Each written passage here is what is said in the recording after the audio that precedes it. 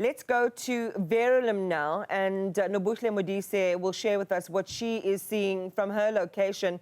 Nobuhle, just talk to us about how severe the impact was on people and on businesses in Verulam.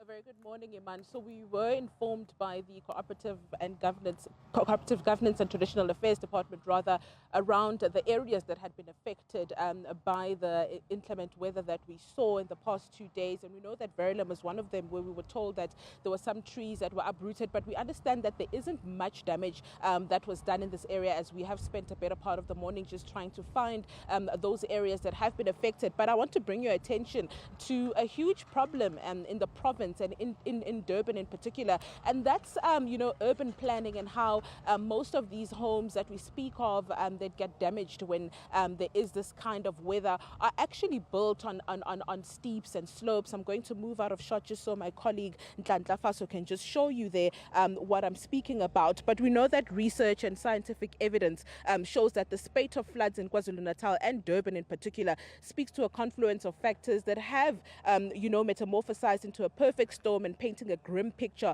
of climate change and its ramifications. But you'd hear academics say that climate change, however, is not the complete explanation for this phenomenon. We know that the urban planning, like we are showing you now, is part of the major problem, where there's a lack of risk-informed urban planning. We know that there's also poor maintenance of existing infrastructure and the chronic neglect of maintenance of vital infrastructure. And we know that the city of eThekwini has said that they are investing in climate-resistant infrastructure to ensure that the kind of damage that we see of late, just stemming back from just as far as April 2022, those floods that took place there. You'd remember the extreme damage that went in there, and how many lives were lost as a result. But also part of that debate is the issue of land.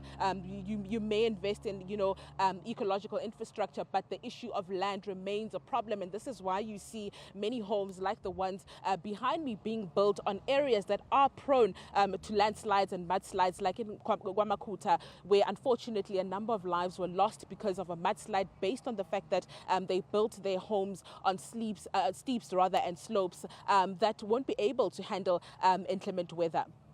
All right, Nobuhle Modise, thank you very much for that. Of course, Isipingo is on the more southern part of the KwaZulu-Natal coast.